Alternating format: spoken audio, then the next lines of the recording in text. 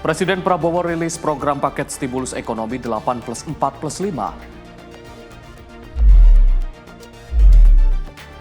Pemerintah perpanjang insentif PPH, final UMKM 0,5%.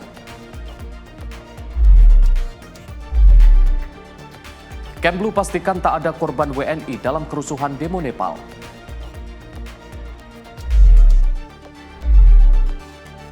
Indonesia kirim pasukan terpilih untuk warga Gaza.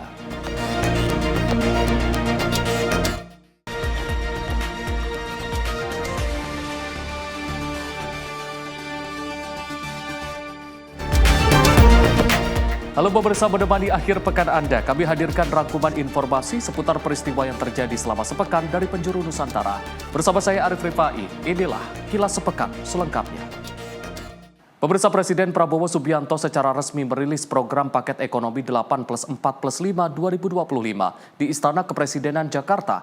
Program paket ekonomi ini terdiri dari 8 program akselerasi 2025, 4 program yang dilanjutkan di tahun 2026, dan 5 program penyerapan tenaga kerja. Presiden Prabowo Subianto menggelar rapat terbatas dengan sejumlah menteri di Istana Kepresidenan Jakarta pada Senin siang. Dalam rapat tersebut, Presiden Prabowo resmi merilis program paket ekonomi 8+4+5 2025. Program paket ini terdiri dari 8 program akselerasi 2025, 4 program yang dilanjutkan di tahun 2026, dan 5 program penyerapan tenaga kerja. Adapun beberapa program, yakni subsidi gaji bagi pekerja berpenghasilan di bawah 10 juta, perluasan insentif pajak penghasilan pasal 21 atau PPh 21 yang ditanggung pemerintah. Selain itu, perlindungan sosial bagi pekerja lepas, termasuk pengemudi ojol, hingga program cash for work ataupun kerja padat karya di sektor perhubungan maupun di sektor perumahan. Dan rapat dengan Pak Presiden tadi membahas terkait dengan kebijakan yang akan diambil, yang kita beri nama program paket ekonomi di tahun 2025 ini, yang terdiri dari 8 program akselerasi di 2025, 4 program yang dilanjutkan di 2026, dan 5 program yang terkait dengan andalan pemerintah untuk penyerapan tenaga kerja. Mungkin slide-nya boleh ditayangkan. Nah, dari 8 program akselerasi pembangunan tersebut, yang pertama adalah magang lulusan daripada perguruan tinggi dengan kriteria maksimum fresh graduate 1 tahun. Apakah itu S1, D3, dan yang lain, itu di link and match-kan dengan dikerjasamakan dengan sektor industri, di mana penerima manfaat di tahap pertama 20.000 orang, dan selama proses bekerja diberikan uang saku sebesar upah minimum UMP, dan ini untuk 6 bulan, dan anggarannya sudah disediakan sebesar 198 miliar. Yang kedua, mungkin yang terkait dengan perluasan PPh 1 ditanggung pemerintah, yang kemarin sudah dilakukan untuk sektor padat karya. Ini dilanjutkan ke sektor pariwisata, hotel, restoran, dan kafe. Target penerimanya 552.000 pekerja, dan ini diberikan 100% PPh untuk sisa tahun pajak 2025 ataupun 3 bulan. Nah, anggarannya sebesar 120 miliar. Ini bisa pindah ke slide berikut, slide 3. Kemudian bantuan pangan itu juga dilanjutkan untuk 2 bulan. Itu untuk 10 kg beras di bulan Oktober, November. Nanti kita evaluasi untuk bulan berikutnya, bulan Desember. Nah, itu diperlukan dana sebesar 7 triliun. Dari Jakarta, Farizal Diomalau, Sinpo TV melaporkan. Sementara itu, pemerintah memperpanjang insentif pajak penghasilan atau PPh final untuk usaha mikro, kecil, dan menengah sebesar 0,5% dari penghasilan bruto hingga tahun 2029. Kebijakan ini berlaku bagi UMKM dengan maksimal penghasilan 4,8 miliar setahun dengan tujuan untuk meringankan beban pajak dan penyederhanaan kewajiban administrasinya. Hal tersebut disampaikan langsung oleh Menteri Koordinator Bidang Perekonomian Airlangga Hartarto usai menghadiri rapat terbatas bersama Presiden Prabowo Subianto di Istana Merdeka Jakarta. Airlangga mengatakan pemerintah sudah mengalokasikan dana senilai 2 triliun untuk menjalankan program ini sepanjang tahun 2025. Adapun wajib pajak atau WP yang terdaftar sebagai UMKM telah memenuhi kriteria mencapai 542.000 orang.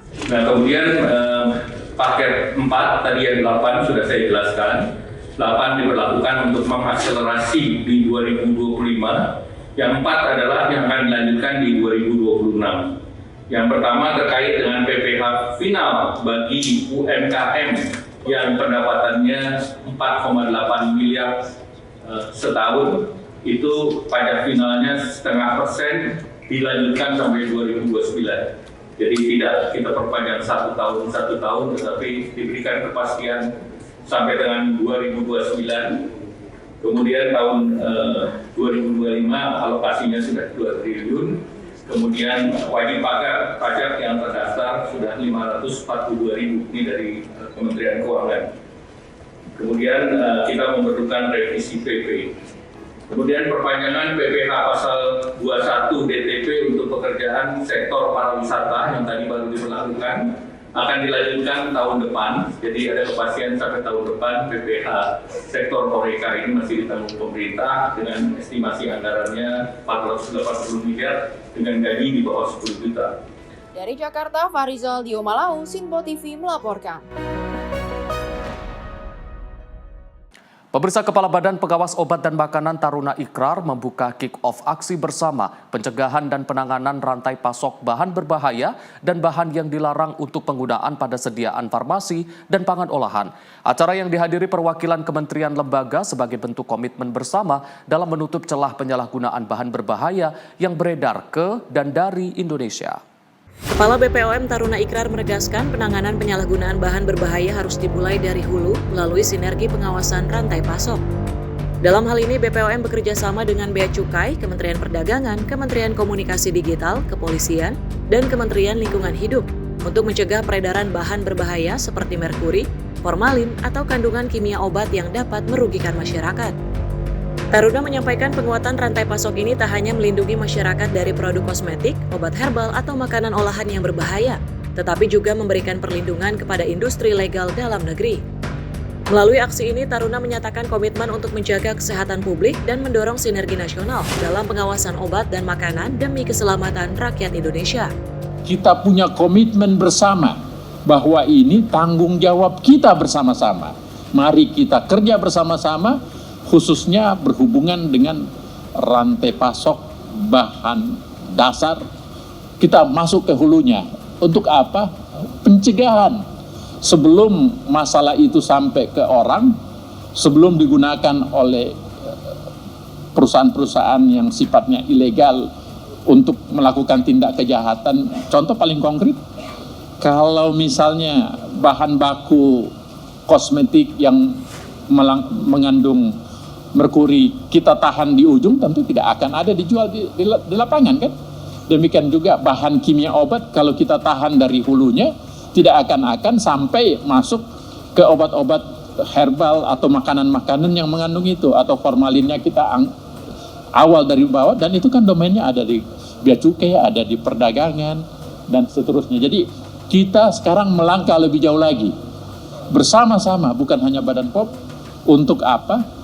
Dengan ke Bea Cukai, dari Kementerian Keuangan Bea Cukai, Direktorat Jenderal Bea Cukai, kita dengan karantina, kita bekerja sama dengan Kementerian Komunikasi Digital, kita bekerja sama dengan Kementerian Perdagangan, kita bekerja sama dengan Kepolisian, dengan Lingkungan Hidup, dan bukan hanya itu, dengan pengusaha sendiri yang legal, pengusaha legal, supaya kita lindungi juga bukan hanya rakyat, industri-industri legal ini.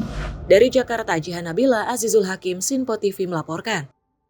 Kita beralih ke informasi lain, pemirsa. Ekspedisi Macan Tutul Jawa di Pegunungan Sanggabuana, Kabupaten Karawang yang dilepas Kepala Staf Angkatan Darat Jenderal TNI Maruli Simanjuntak pada Februari lalu berhasil mencatat temuan penting dalam survei populasi satwa dilindungi. Hasil penelitian tahap pertama mengungkap keberadaan 19 individu macan tutul Jawa dan macan kumbang, termasuk 2 anakan macan serta satwa langka lain seperti elang Jawa.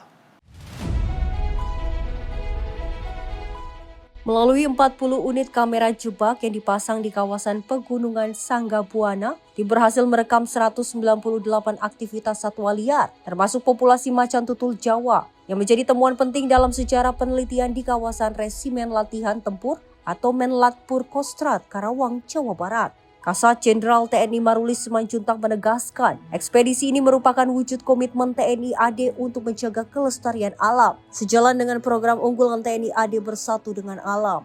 Koordinator TNI Survei dari Sanggabuana Conservation Foundation, Bernard Wahyu Wiranta, menjelaskan bahwa data survei ini menjadi dasar penting untuk usulan perubahan status hutan Sanggabuana menjadi kawasan konservasi. Prajurit Menlatpur Kostrad juga ambil peran langsung, mulai dari penelitian, patroli anti perburuan, hingga pencegahan perambatan hutan, yang terbukti berhasil menekan angka perburuan satwa dilindungi. Hingga Agustus 2025, tahap pertama survei telah rampung dan dilanjutkan ke tahap berikutnya dengan harapan hasil ekspedisi ini dapat mempercepat penetapan Pegunungan Sanggabuana sebagai kawasan konservasi.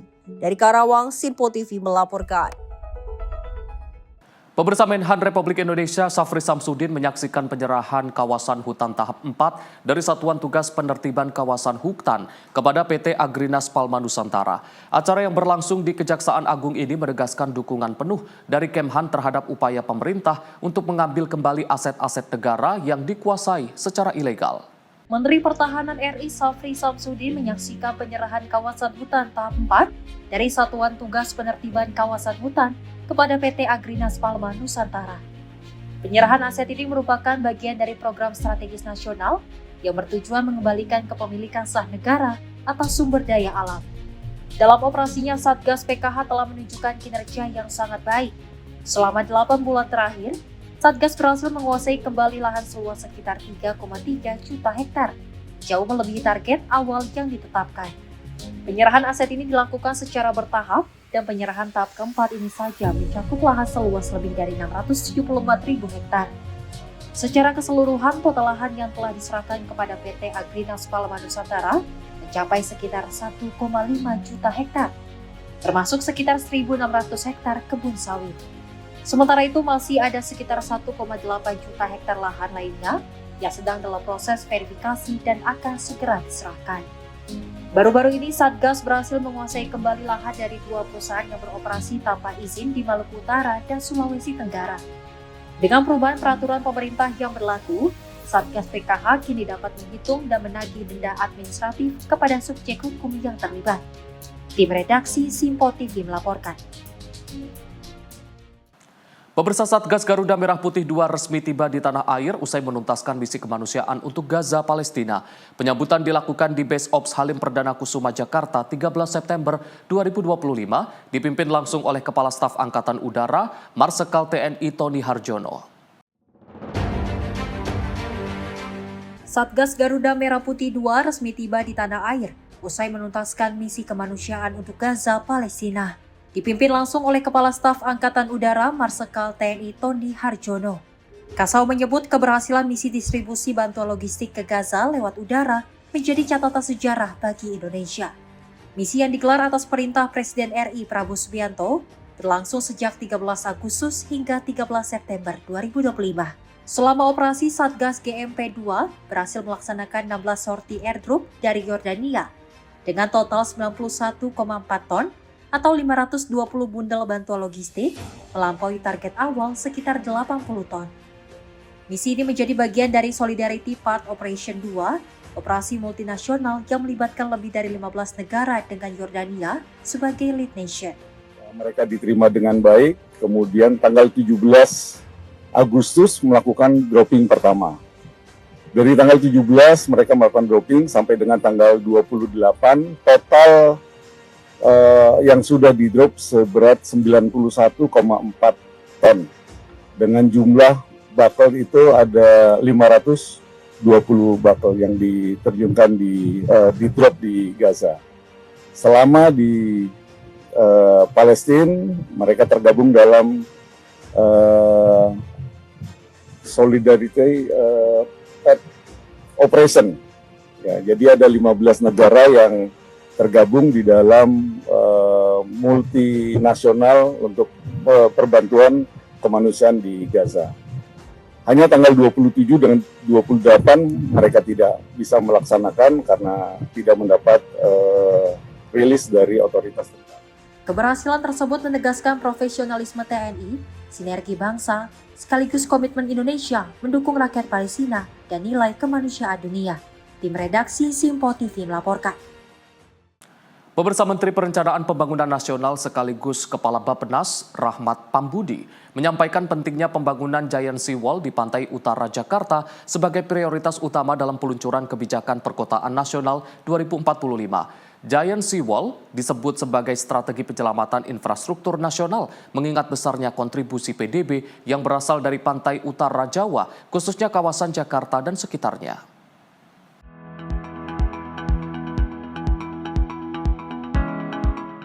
Dalam paparannya, Kepala Bappenas Rahmat Pambudi menjelaskan bahwa lebih dari 56% PDB nasional berasal dari Pulau Jawa dan 70% diantaranya terletak di pantai utara.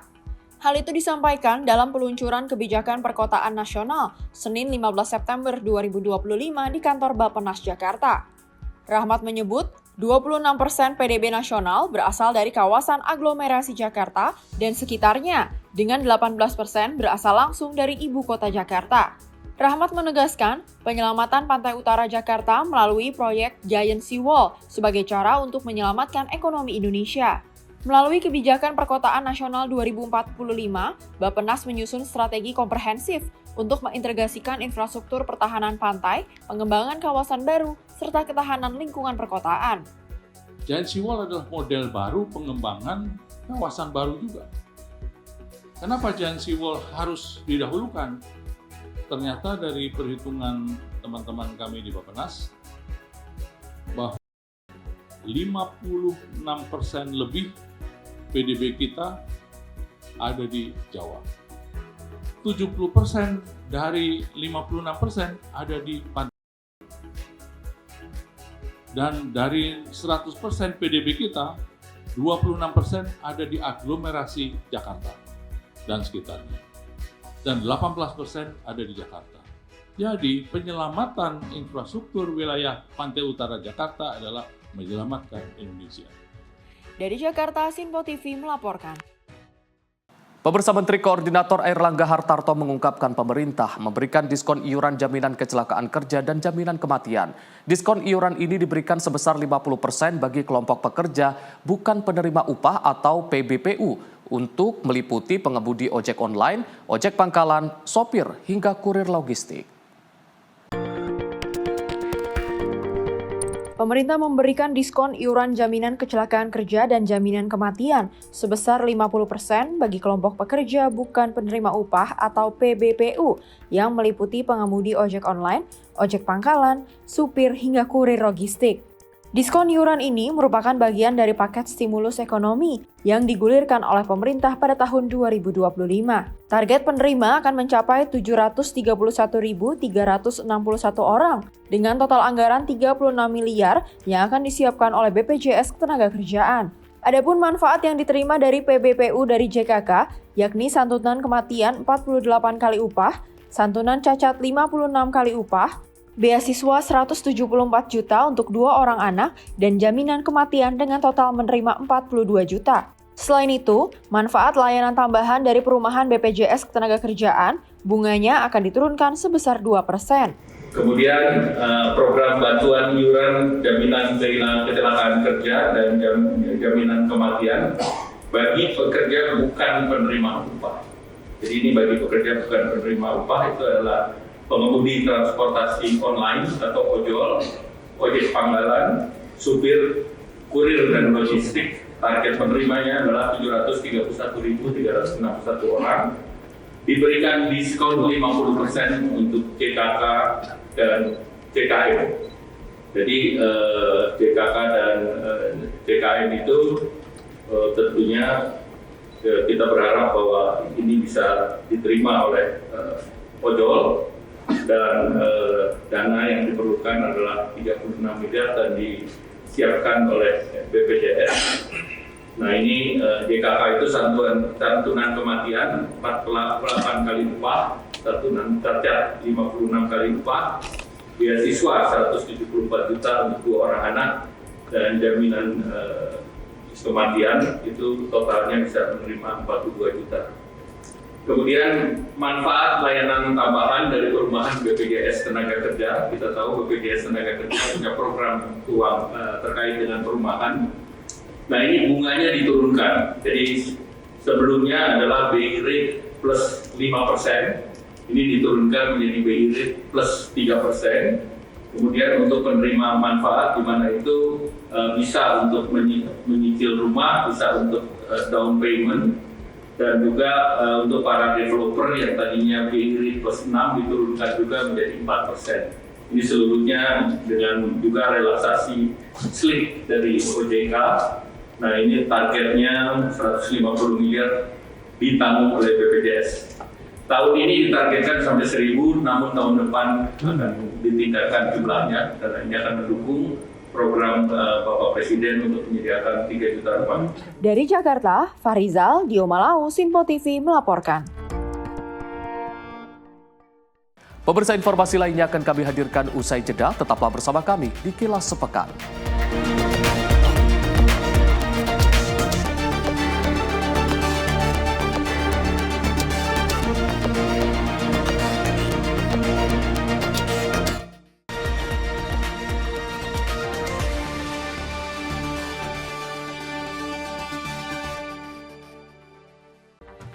Rangkaian peristiwa penting kami hadirkan untuk menemani sore hari Anda.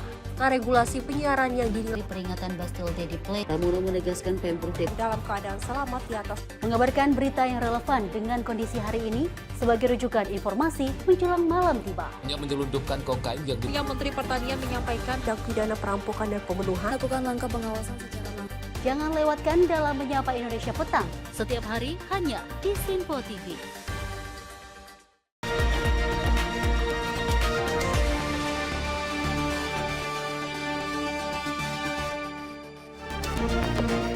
Pemirsa, terima kasih Anda masih bersama kami di Kilas Sepekan.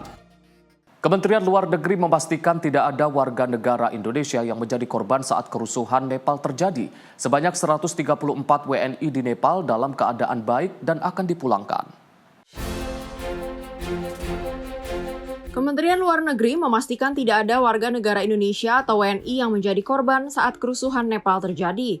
Sebanyak 134 WNI di Nepal dalam keadaan baik dan akan dipulangkan. Namun Judah menambahkan ada sebagian delegasi asal Indonesia yang menginap di salah satu hotel yang menjadi sasaran amuk massa. Meski begitu, keadaannya kini aman. Kini Kemlu telah melakukan komunikasi dengan Kedutaan Besar Republik Indonesia di Dhaka, Nepal, sejak peristiwa kerusuhan itu pecah. Mereka langsung mengambil langkah perlindungan untuk para WNI di sana. Dapat kami sampaikan bahwa sejak peristiwa kerusuhan terjadi di Nepal, Kementerian Luar Negeri telah melakukan koordinasi secara intensif dengan KBRI Dhaka. KBRI Dhaka memiliki konsul kehormatan yang ada di Kathmandu, dan kemudian ada 2 staf KBRI Dhaka yang juga sedang bertugas di Kathmandu untuk pendampingan. Jadi ketika terjadi kerusuhan, mereka lah yang melakukan langkah-langkah pelindungan. Ya, dapat kami sampaikan sejak awal kejadian, kami melakukan pendataan. Utamanya adalah warga negara Indonesia melakukan kunjungan singkat, baik untuk mengikuti berbagai macam konferensi internasional yang berjalan di Kathmandu pada saat itu, maupun wisatawan. Total ada 134 warga negara Indonesia yang ada di Nepal, 56 adalah warga negara kita yang tinggal menetap, dan kemudian 78 adalah warga negara Indonesia yang melakukan kunjungan singkat, baik untuk konferensi internasional maupun untuk wisatawan. Dapat kami sampaikan bahwa hingga saat ini, ya, sejak Bandara Kathmandu dibuka, ya, sudah ada gelombang pemulangan warga negara kita melalui penerbangan komersial. Pada tanggal 11 September ada 18, kemudian pada tanggal 22 September ada 22, Kemudian pada hari ini, ya, pada siang jam 1 hari ini waktu Kathmandu dan juga malam hari waktu Kathmandu akan ada 17. Sehingga total ada 57 warga negara kita yang dapat kita pulangkan ya per tanggal 13 hari ini, waktu malam hari nanti. Diketahui 78 WNI dari 134 orang di Nepal sedang melakukan kunjungan singkat seperti menghadiri konferensi internasional dan berwisata. Sisanya tercatat saat ini sedang menetap di Nepal. Dia menegaskan, semua WNI di Nepal tak terkecuali mendapat perlindungan dari pemerintah RI. Kemlu bahkan telah membuat skema kontingensi sebagai langkah antisipasi jika ada lagi eskalasi kerusuhan di Nepal. Dari Jakarta, Dio Malau, Sinpo TV melaporkan. Pemirsa, Menteri Keuangan Purbaya Yudi Sadewa mengungkapkan akan melakukan patroli pada bulan depan ke sejumlah kementerian yang mengalokasikan anggaran besar, namun belanjanya lambat. Purbaya menyebut bahwa patroli ini dilakukan agar dapat memastikan membantu percepatan jika penyerapan belanja di kementerian lambat. Menteri Keuangan Purbaya Yudi Sadewa mengaku telah meminta izin Presiden Prabowo Subianto untuk melakukan patroli atau mengecek penyerapan anggaran di beberapa kementerian pada bulan Oktober mendatang.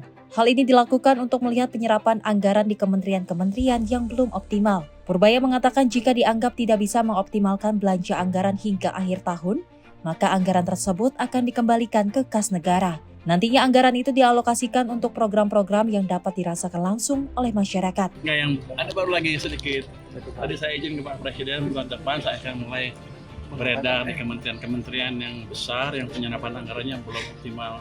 Kita akan coba lihat, kita akan bantu.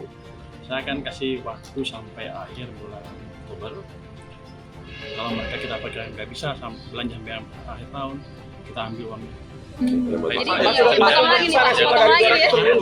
Kita sebarkan ke pegawai yang langsung siap dan bertambah keras. Saya nggak mau uang nganggur. Dari Jakarta, Fahrizal, Dio Malau, Sinpo TV melaporkan. Sementara itu, pemirsa, Menteri Komunikasi dan Digital Mutia Hafid menjelaskan alasan dibalik pemutaran video capaian pemerintahan Prabowo Subianto yang diputar di bioskop. Mutia menyebut hal tersebut merupakan wujud pemerintah dalam menjalankan komunikasi publik yang transparan kepada masyarakat. Menteri Komunikasi dan Digital Mutia Hafid menyampaikan diputarnya video capaian pemerintah di bioskop merupakan salah satu bentuk transparansi dari pemerintah yang harus dijalankan dalam berbagai ruang. Menurutnya, pemerintah perlu menyampaikan kepada publik mengenai apa aja program yang sudah dijalankan, sehingga pemutaran video tersebut dirasa perlu sebelum tayangan film di bioskop berlangsung. Di samping itu, Mutia juga mengungkapkan bahwa hal ini memang merupakan program Komdigi yang bekerja sama dengan Kantor Komunikasi Kepresidenan dalam rangka transparansi program pemerintah. Pada prinsipnya, komunikasi publik harus dijalankan dalam berbagai ruang, beragam ruang. Ya. Kita juga melihat ini dalam bentuk transparansi publik. Publik harus tahu program-program sudah berjalan, apa yang sudah berjalan, kemudian juga ya bagaimana pelaksanaannya gitu. Itu saya rasa salah satu tugas dari pemerintah untuk melakukan komunikasi dan juga transparansi dari program-program. Dari Jakarta, Sri Dewi Andayani, Ahmad Mutia, Sinpo TV melaporkan. Menteri Dalam Negeri Tito Karnavian meminta setiap kepala daerah memperhatikan secara bijak sebelum menaikkan pajak melalui pajak bumi dan bangunan atau PBB. Menurutnya, kenaikan pajak harus mempertimbangkan kondisi sosial ekonomi masyarakat, juga dengan melakukan sosialisasi terlebih dahulu. Menteri Dalam Negeri Tito Karnavian membenarkan bahwa salah satu cara untuk meningkatkan pendapatan daerah yakni melalui pajak. Namun kepala daerah setempat juga harus betul-betul memahami bagaimana kondisi sosial masyarakatnya sebelum memutuskan untuk menaikkan pajak. Tito menuturkan pertimbangan untuk menaikkan pajak melalui PBB dapat dilakukan pemerintah daerah melalui sosialisasi. Hal itu dilakukan untuk mengetahui dampak terhadap ekonomi masyarakat dan bagaimana kondisi sosial ekonomi mereka. Meski demikian, Tito juga memahami bahwa 80% kepala daerah yang saat ini memimpin daerahnya merupakan kepala daerah baru, sehingga tak semua kepala daerah baru tersebut menjalankan kebijakannya sendiri dalam menaikkan pajak, karena ada pula yang melanjutkan kebijakan pemimpin yang lama. Nah, daerah akhirnya ada yang menaikkan pajak dan retribusi, diantaranya PBB tadi yang paling gampang. Nah, di situ ada ketentuan bahwa setiap kenaikan itu harus mempertimbangkan kondisi sosial ekonomi masyarakat. Gua melakukan sosialisasi pada masyarakat. Nah, sosialisasi lakukan, dialog dilakukan masyarakat, jelaskan. Dan lihat juga kira-kira berdampak kepada ekonomi masyarakat, terdampak enggak? Kalau masyarakat yang nggak mampu diberikan beban, ya mereka nggak pasti akan berat sekali. Oleh karena itu, kepala daerah harus bijak. Saya tahu bahwa sekarang ini 80% kepala daerah ini baru. Tapi keputusan itu, yang naikkan ini hanya 5. Yang di tahun 2025 ya. Yang dari 20 yang di atas 1%. Yang lain keputusan yang lama. Mereka hanya melanjutkan. Nah, oleh karena itulah saya minta untuk melakukan evaluasi kembali. Dari Jakarta, Sri Dewi Andayani, Ahmad Mutia, Sinpo TV melaporkan. Menteri Pertahanan Republik Indonesia Safri Samsudin bersama jajaran Kemhan dan Direktur Utama PT Dirgantara Indonesia melakukan peninjauan dan uji coba helikopter H225M di kawasan Monumen Nasional Jakarta Pusat pada Senin 15 September 2025. Helikopter H225M merupakan hasil kolaborasi antara PT Dirgantara Indonesia dan Airbus Helikopter yang diproyeksikan untuk memiliki peran strategis dalam operasi militer maupun kemanusiaan. Uji coba helikopter H225M di Monas menjadi bagian penting dalam agenda Kementerian Pertahanan Republik Indonesia. Kehadiran Menteri Pertahanan Safri Samsudin didampingi jajaran Kemhan dan Direktur Utama PT Dirgantara Indonesia menunjukkan keseriusan pemerintah dalam meremajakan armada pertahanan. Helikopter H225M dirancang untuk mengemban tugas komando dan pengendalian operasi. Kapabilitasnya dapat dimanfaatkan untuk kebutuhan militer, operasi taktis, hingga misi kemanusiaan dan kenegaraan. Pengadaan helikopter H225M ini dipandang sebagai langkah strategis untuk meningkatkan kapasitas pertahanan negara.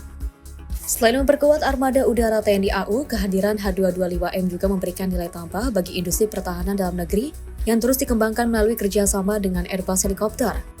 Memastikan TNI ini perlu diadakan perbaikan operasional. Nanti Tuhan yang jelaskan detailnya. Kalau sudah bagus, uji terbangnya oke, bisa berhubungan dengan model di bawah dan dia bisa kita gunakan untuk kepentingan TNI. Baru Kemhan serahkan kepada TNI. Sekarang masih uji coba dulu. Operasionalisasi helikopter H225M diharapkan dapat mendukung tugas-tugas strategis bangsa, mulai dari operasi pertahanan hingga misi kemanusiaan dan kenegaraan. Tim redaksi Simpo TV melaporkan. Pemirsa, pemerintah resmi menuntaskan pendanaan Koperasi Merah Putih sebesar 200 triliun rupiah. Pendanaan ini diputuskan melalui rapat koordinasi tingkat menteri di Jakarta. Menjelaskan dana tersebut sudah digelontorkan Kementerian Keuangan melalui bank-bank himbara dan siap digunakan sebagai modal usaha koperasi desa maupun kelurahan. Hari ini kami rapat dengan Menteri Keuangan yang sudah 6 bulan berputar-putar. Alhamdulillah hari ini semua masalah Kopdes terjawab. Dalam rapat koordinasi tingkat menteri terkait Koperasi Merah Putih atau KDMP, Menko Pangan Zulkifli Hasan menegaskan bahwa dana 200 triliun telah siap disalurkan ke berbagai sektor koperasi. Dana ini sebelumnya telah digelontorkan Kementerian Keuangan melalui bank-bank himbara, sebagian besar akan menjadi pinjaman modal bagi koperasi desa dan kelurahan. Untuk mengakses dana tersebut, koperasi hanya perlu menyiapkan proposal sederhana sesuai dengan mekanisme yang sudah ditetapkan. Ketentuan ini diharapkan mampu mempercepat akses pembiayaan usaha dan juga meningkatkan produktivitas di tingkat grassroots. Menteri Keuangan sudah menempatkan 200 triliun di himbara dan sekarang sudah ada. Oleh karena itu saya kira pinjaman untuk koperasi desa Kelurahan Merah Putih, jadi modalnya sudah ada. Tolong disebarluaskan agar teman-teman Kopdes yang sudah 80.000 menanti begitu lama, uangnya sekarang sudah ada. Ya, tinggal sudah siap-siapkan dengan baik, nanti ada proposal sederhana untuk menyampaikan ke perbankan terkait usaha yang akan saudara lakukan. Sekali lagi Pak Doni dan Menteri Keuangan, kami meminta percepatan penyalurannya pinjaman ini. Jangan sampai dana ini mengendap agak lama gitu, padahal koperasi sudah sangat membutuhkan. Rakor ini dihadiri sejumlah tokoh penting, mulai dari Menteri Koperasi, Menteri Keuangan, Menteri Kesehatan, COO Danantara, Wakil Menteri Desa dan PDT, Wakil Menteri Dalam Negeri, hingga Kepala Badan Pangan Nasional. Sinergi lintas kementerian dan juga lembaga ini menegaskan komitmen pemerintah untuk mendorong kemandirian ekonomi nasional. Di bawah arahan Presiden Prabowo Subianto, program Koperasi Merah Putih diharapkan menjadi motor penggerak ekonomi kerakyatan dan upaya konkret pemerintah dalam meningkatkan kesejahteraan hingga ke desa dan kelurahan. Tim redaksi Simpo TV melaporkan. Menteri Luar Negeri Sugiarno menegaskan solidaritas Indonesia terhadap rakyat dan pemerintah Qatar pada konferensi tingkat tinggi darurat Arab Islam. Menurut Sugiarno, apa yang terlihat di Doha bukanlah insiden yang terisolasi, melainkan konsekuensi tragis dari impunitas selama puluhan tahun. Menteri Luar Negeri Republik Indonesia Sugiarno menegaskan solidaritas Indonesia terhadap rakyat dan pemerintah Qatar pada konferensi tingkat tinggi darurat Arab Islam yang berlangsung di Doha, Qatar pada Senin 15 September 2025. Sugiarno mengatakan agresi Israel terhadap Qatar pekan lalu bukan hanya pelanggaran terhadap kedaulatan Qatar, namun juga pelanggaran nyata terhadap hukum internasional, piagam PBB dan juga prinsip-prinsip organisasi kerjasama Islam. Menurut Sugiarno, apa yang terlihat di Doha bukanlah insiden yang terisolasi, melainkan konsekuensi tragis dari impunitas selama puluhan tahun. KTT Darurat Arab Islam di Doha membahas rancangan resolusi menanggapi serangan Israel ke sejumlah negara di Timur Tengah dalam beberapa waktu terakhir, terutama serangan Israel ke Doha pada 9 September 2025. Tim redaksi Simpo TV melaporkan. Pemirsa, Ketua Umum Bayangkari Juliati Sigit Prabowo menyalurkan langsung bantuan sosial untuk korban banjir di Bali. Kegiatan ini merupakan wujud kepedulian untuk membantu masyarakat yang sedang menghadapi dampak dari bencana. Pasca bencana banjir yang melanda wilayah Bali, Ketua Umum Bayangkari Juliati Sigit Prabowo menyerahkan langsung bantuan sosial dari Seruni atau Solidaritas Perempuan untuk Indonesia Kabinet Merah Putih. Bantuan disalurkan melalui kunjungan ke sejumlah lokasi pengungsian, di antaranya Balai Banjar Tohpati, Perumahan Kalista Wiraraja Ubung Kaja, Balai Banjar Alang Kajeng, dan Glogor di Denpasar, serta Asrama Polri Polsek Kuta. Dalam kegiatan ini, Juliati Sigit Prabowo didampingi Kapolda Bali, Irjen Pol Danil Adiata Jaya, beserta Ketua Bayangkari Daerah Bali, Didit Danil, Wakapolda Bali Brigjen Pol Ikomang Sandi Arsana, dan jajaran PJU Polda Bali. Bantuan yang disalurkan diharapkan dapat meringankan beban pengungsi, serta memberikan motivasi dan semangat kepada masyarakat terdampak bencana. Tak hanya itu, Ketua Umum Bayangkari juga turut meninjau fasilitas kesehatan Polri untuk memastikan layanan bagi korban banjir berjalan dengan baik. Jihan Nabila, Simpo TV, melaporkan. Pemirsa, informasi lainnya akan kami hadirkan usai jeda. Tetaplah bersama kami di Kilas Sepekan.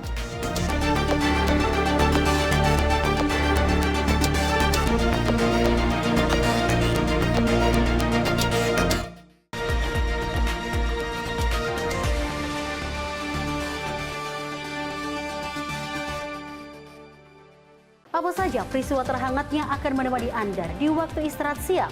Penting dengan Perdana Menteri Malaysia Anwar Ibrahim. Polisi menyita barang bukti dan beroperasi di Terminal 1B. Ia menyebut GBN bukan sekedar pameran. Beragam isu dan kejadian yang sedang menjadi sorotan kami sajikan secara aktual dan terpilih. Dan Wakil Ketua DPR RI Dasko ke masyarakat. Sebelumnya semua Portal secara serentak. Jangan lewatkan Menyapa Indonesia Siang setiap Senin hingga Jumat hanya di Simpo TV.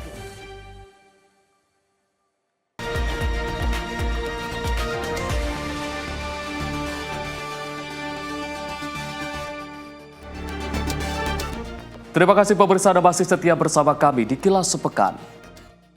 Pemirsa, Panglima TNI Jenderal TNI Agus Subianto kembali memerintahkan pengiriman pasukan terpilih TNI untuk melaksanakan misi kemanusiaan di Gaza, Palestina. Satuan Tugas Garuda Merah Putih 2 ini fokus pada pengamanan dan penyaluran makanan bagi warga sipil yang terdampak gempuran rudal Israel.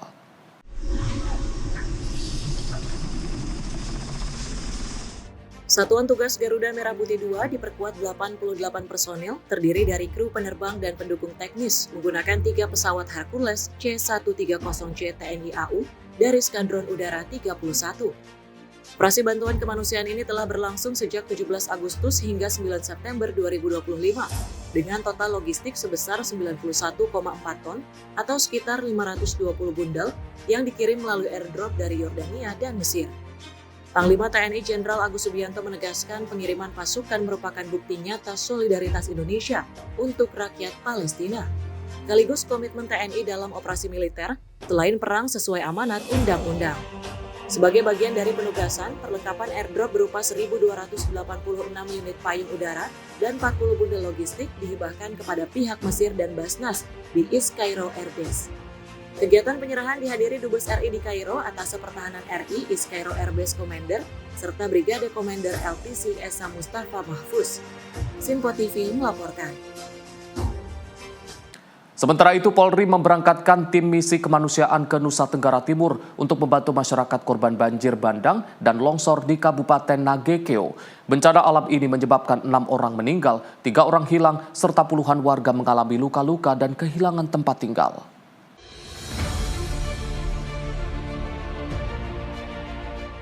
Sebagai respon cepat terhadap bencana, Polri memberangkatkan tim kemanusiaan ke Nusa Tenggara Timur untuk membantu penanganan korban banjir dan longsor di Nagekeo. Hal ini bertujuan untuk meringankan beban warga terdampak. Polri mengirimkan bantuan melalui 2 jalur, yakni melalui udara menggunakan pesawat Polri CN-295 dengan membawa lebih dari 1.000 paket makanan siap saji, ratusan selimut, kasur busa, lampu solar cell, dan 5 unit genset berkapasitas 20 kVA. Dan melalui jalur laut, kapal polisi KPI BIS 6001 juga memberangkatkan logistik dari Labuan Bajo menuju pelabuhan Marapokot Nagekeo. Bantuan yang dibawa meliputi genset, air mineral, kabel listrik, hingga lampu penerangan. Tak hanya logistik, Polri juga menyiapkan obat-obatan dan bahan habis pakai untuk memenuhi kebutuhan kesehatan darurat di lokasi bencana. Dalam keterangannya, Kakor Binmas Baharkam Polri, Irjen Pol Edi Murbowo menegaskan, bantuan ini adalah wujud kepedulian Polri untuk masyarakat yang sedang dilanda musibah. Edi juga memastikan anggota Polri yang turut menjadi korban mendapat perhatian khusus agar dapat kembali bertugas melayani warga. Dari Jakarta, Jihan Nabila, Simpo TV melaporkan. Pemirsa, Wamenpora Republik Indonesia Taufik Hidayat memimpin rapat koordinasi bersama tim review terkait persiapan atlet Indonesia menuju SEA Games ke-33 di Thailand. Ini membahas secara mendalam program pemusatan latihan nasional, pemilihan cabang olahraga, hingga proyeksi target medali. Wakil Menteri Pemuda dan Olahraga Republik Indonesia Taufik Hidayat memimpin rapat koordinasi bersama tim review terkait persiapan atlet Indonesia menuju SEA Games ke-33 di Thailand, Senin 15 September 2025 di kantor Kemenpora. Dalam arahannya, Wamenpora Taufik menekankan pentingnya pengambilan keputusan yang tepat dan efisien, mengingat waktu persiapan yang tersisa hanya sekitar 2,5 bulan. Ia juga mengingatkan agar jumlah kontingen tidak membengkak tanpa perhitungan matang. Lebih lanjut, Wamenpora meminta seluruh jajaran termasuk deputi, asisten deputi, hingga tim review untuk terjun langsung memantau pelatnas di berbagai cabang olahraga. Pemantauan ini tidak boleh bersifat seremonial, melainkan fokus pada kebutuhan nyata atlet dan pelatih. Menutup arahannya, Wamenpora Taufik berharap seluruh tim dapat menjaga kekompakan dan memperkuat koordinasi. Sementara itu, Ketua Tim Review Prof. Yun Yudiana melaporkan bahwa pihaknya telah melakukan review terhadap 52 cabang olahraga yang diproyeksikan tampil di SEA Games 2025. Festi Rahmadi, redaksi Simpo TV melaporkan. Pemirsa, banyaknya desakan publik untuk membuka dokumen calon presiden dan wakil presiden, KPU akhirnya membatalkan KPU nomor 731 tahun 2025 yang mengecualikan 16 dokumen tersebut. Kedepannya semua data calon presiden maupun wakil serta lainnya sudah bisa diakses semua pihak. Komisi Pemilihan Umum Republik Indonesia akhirnya mengumumkan pembatalan keputusan KPU nomor 731 tahun 2025 tentang penetapan dokumen persyaratan pasangan calon capres-cawapres sebagai informasi publik yang dikecualikan KPU. Lewat Ketua KPU RI, Afifuddin dalam konferensi persnya mengatakan, dengan mengakomodir tuntutan berbagai pihak untuk melakukan keterbukaan informasi, maka KPU RI akhirnya memutuskan untuk membatalkan keputusan KPU nomor 731 tahun 2025 tersebut. Dengan pencabutan aturan tersebut, nantinya dokumen data calon capres-cawapres seperti ijazah dan lainnya bisa diakses oleh publik. Keputusan KPU nomor 731 2025 tentang penetapan dokumen persyaratan calon presiden dan wakil presiden sebagai informasi yang dikecualikan, sebagaimana kita tahu, sebenarnya keputusan KPU tersebut didasari sama sekali bukan karena untuk melindungi siapapun. Peraturan ini dibuat terbuka dan juga dibuat untuk semua. Dan KPU murni menyesuaikan pengaturan di internal kita, apakah PKPU, Undang-Undang Pemilu maupun undang-undang terkait lainnya, karena KPU juga harus memedomani hal tersebut. Sebagaimana saya sampaikan, Undang-Undang Keterbukaan Informasi Publik Nomor 14 Tahun 2008 dan juga ada Undang-Undang Nomor 27 Tahun 2022 terkait perlindungan data pribadi. Pada akhirnya KPU, teman-teman sekalian, mengapresiasi masukan-masukan dari berbagai pihak pasca terbitnya keputusan KPU tersebut, keputusan 731, dan selanjutnya kami menggelar rapat secara khusus untuk menyikapi perkembangan ini, menerima masukan dan selanjutnya untuk melakukan langkah-langkah koordinasi dengan pihak-pihak yang kita anggap penting, misalnya Komisi Informasi Publik karena berkaitan dengan data-data, informasi dan seterusnya. Akhirnya kami secara kelembagaan memutuskan untuk membatalkan keputusan KPU nomor 731 tahun 2025 tentang penetapan dokumen persyaratan pasangan calon presiden dan wakil presiden sebagai informasi publik yang dikecualikan KPU. Namun untuk teknis agar data pribadi calon capres-cawapres serta para calon kepala daerah dan lainnya, KPU akan meminta persetujuan tertulis terlebih dahulu dan akan berkoordinasi dengan Komisi Keterbukaan Informasi. Dari Jakarta, Dion Balau, Simpo TV melaporkan. Pemirsa, Erick Thohir angkat bicara posisinya sebagai Ketua Umum PSSI usai dirinya dilantik oleh Presiden sebagai Menteri Pemuda dan Olahraga. Erick mengatakan perihal jabatannya di PSSI tersebut masih menunggu pembahasan dan keputusan dari FIFA yang sebagai induk tertinggi di sepak bola. Presiden RI Prabowo Subianto secara resmi telah memberhentikan Menteri Pemuda dan Olahraga Dito Aryo Tejo dalam reshuffle perdana masa pemerintahannya pada beberapa waktu yang lalu. Namun kursi Menteri Pemuda dan Olahraga tersebut kini telah diisi oleh Erick Thohir yang ditunjuk langsung oleh Presiden Prabowo Subianto. Kendati demikian, Erick Thohir kini memiliki 2 jabatan sekaligus, yakni Ketua Umum PSSI. Erick mengatakan posisinya sebagai Ketua Umum PSSI masih menunggu pembahasan dan keputusan dari FIFA. Pasalnya, FIFA merupakan induk tertinggi dalam sepak bola. Nanti kan itu ada prosesnya di FIFA. Ya, FIFA sebagai badan olahraga tertinggi di dunia, nanti mereka yang akan menentukan. Jadi akan mundur dari PSSI, Pak? Akan ikut campur pemerintah, Pak? Kenapa? Tidak ada aturan untuk tidak ada ikut campur dari pemerintah. FIFA yang atur nanti semua. Tapi akan mundur dari ketum PSSI, Pak? FIFA saya nggak tahu, nanti biar FIFA yang bersurat. Di Jakarta, Fahrizal Dio Balau, Simpo TV melaporkan. Pemirsa, jajaran Reskrim Polsek Serang Baru bersama unit PPA Satreskrim Polres Metro Bekasi berhasil menyelamatkan 3 anak di bawah umur yang diduga menjadi korban tindak pidana perdagangan orang. Para korban diamankan di sebuah penampungan di wilayah Jawa Tengah. Beginilah detik-detik tim Reskrim Polsek Serang Baru dan unit PPA Polres Metro Bekasi menyelamatkan 3 anak perempuan di bawah umur saat berada di sebuah penampungan di Kabupaten Grobogan, Jawa Tengah pada Senin malam kemarin. Ketiga anak ini diduga akan diberangkatkan ke Malaysia untuk bekerja secara ilegal dan menjadi korban tindak pidana perdagangan orang. Pengungkapan berawal dari laporan orang tua korban yang kehilangan anaknya tanpa kabar. Penyelidikan mengungkap para korban sudah dibawa ke Jawa Tengah hingga petugas bergerak dan berhasil menemukan mereka dalam kondisi selamat. Rata-rata korban tergiur iming-iming bekerja di salon kecantikan dengan gaji besar yang ditawarkan melalui media sosial. Sementara itu, orang tua korban tidak mengetahui anaknya akan berangkat bekerja ke luar negeri, hanya beralasan pergi bermain. Hingga akhirnya mereka terkejut saat mendapat kabar anaknya akan dikirim ke Malaysia. Korban yang berhasil diselamatkan masih berusia 16 hingga 17 tahun dan diduga kuat terjerat jaringan TPPO. Kami ada mendapat laporan ya dari orang tua. Berapa orang tua ini, Bapak? Ini 1 anak, 1 orang tua ya. Jadi mereka melaporkan bahwa anak-anak mereka sudah meninggalkan rumah tanpa ada izin dari orang tua. Nah, kemudian kami langsung berinisiatif karena mencurigai takutnya ada tindak pidana perdagangan orang atau TPPO.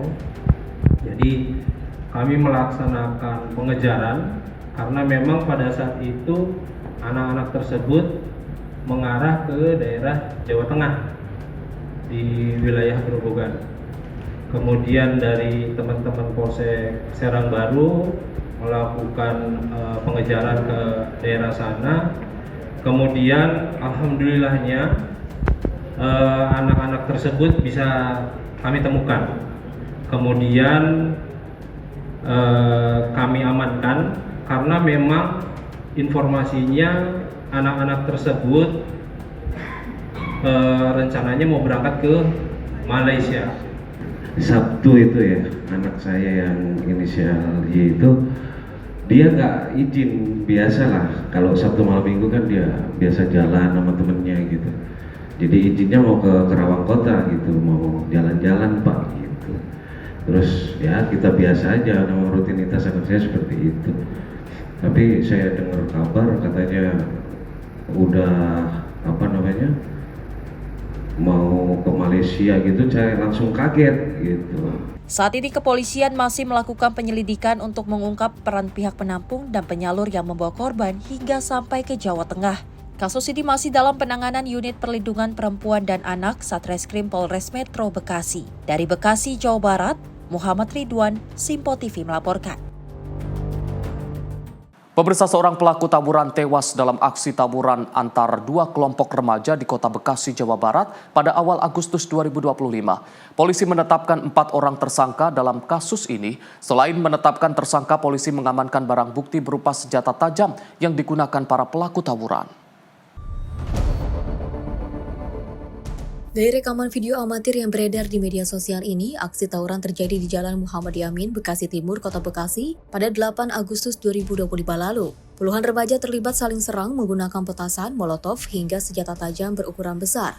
1 orang tewas usai diserang menggunakan celurit saat korban berusaha balikan diri dari kepungan lawan. Atas peristiwa tersebut, Satreskrim Polres Metro Bekasi Kota berhasil menangkap 4 pelaku dan juga menetapkan sebagai tersangka, yakni HF, MF, YR, dan juga RD.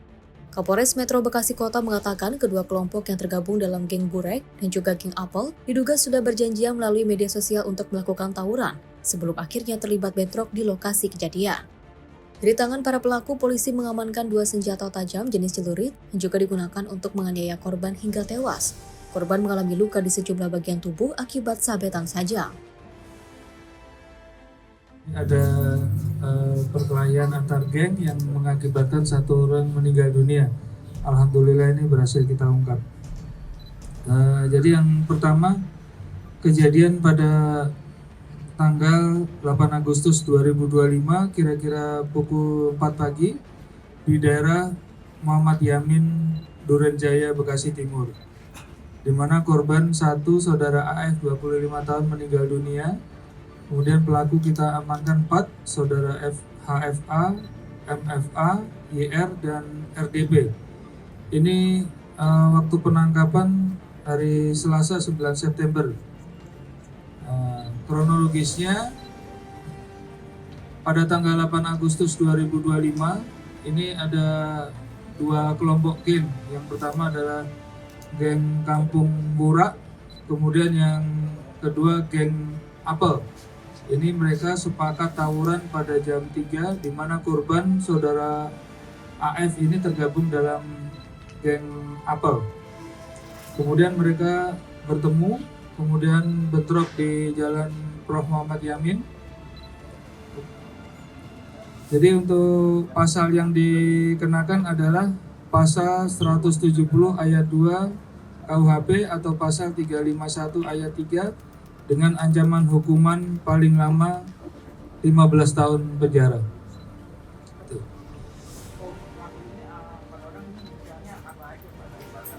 Inisialnya HFA, MFA, YR, sama RDP.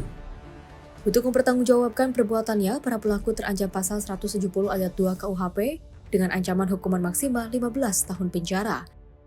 Dari Bekasi, Jawa Barat, Muhammad Ridwan, Simpo TV melaporkan. Pemirsa, informasi tadi sekaligus menutup Kilas Sepekan edisi kali ini. Saya Arif Rifai, mewakili seluruh kru yang bertugas mengucapkan terima kasih atas kebersamaan Anda. Selamat berakhir pekan, sampai jumpa.